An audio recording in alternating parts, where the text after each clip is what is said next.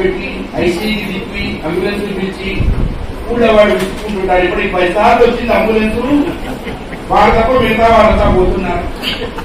అట్లాంటి వాడిని కూడా అడగండి, ఏమయ్యా ఇంకా 4 రోజులు బతుకుతాను, చచ్చిపోతామని ఎవరు అన్నది. ఇంకా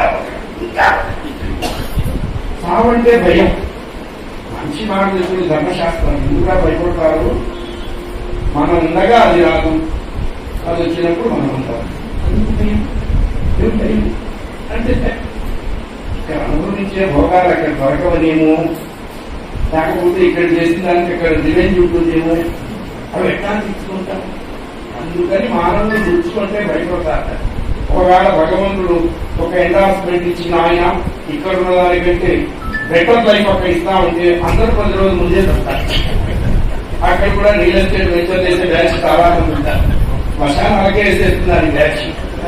అక్కడ చావుంటే ప్రతివాడికి భయం ఎందుకే అని చెప్పారు. 11 ఏళ్ల పిల్లవాడు నదీ మధ్యంలో వరద వచ్చి పడవ 2 ముక్కలైతే ఆ పిల్లవాడు సహాయం కోసం జాగ్రత్త పెట్టలేదండి. అది గొప్పతనం.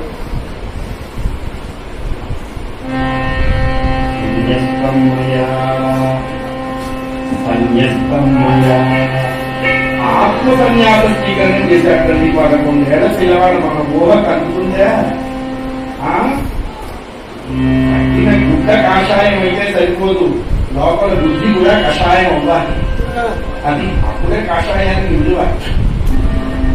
అందరినీ వదిలిపెట్టిన వాడిని సన్యాసి అన్నారు, అందరూ వదిలిపెట్టిన వాడిని సన్యాసి అన్నారు. అంత తేడా ఉంది. నీళ్ళలో పడబోతుంది. నేను సన్యసించాను అన్నట్టు ఆ పిల్లవాడు ఆత్మసన్యాసం. చూడండి దైవం ఎట్లా ఉంటుందంటే వెంటనే ఎవరో పడవ నడిపేవాడు వచ్చి అయ్యో నేను పిల్లవాడు చచ్చిపోతున్నానని ఆ పిల్లాడి ముఖం పట్టుకొని ఒడ్డును పారేశాడు. సర్దామనుకున్నప్పుడు సన్యసించాలన్నాడు, సన్యసించిన తర్వాత బతికాడు. నేనైతే ప్రస్తుతానికి సన్యాసం పోసుకోండి. I have to continue my life, better half life. So that's why I am going to that side. మనస్యేకం వచస్యేకం కర్మణ్యేకం Mahatma.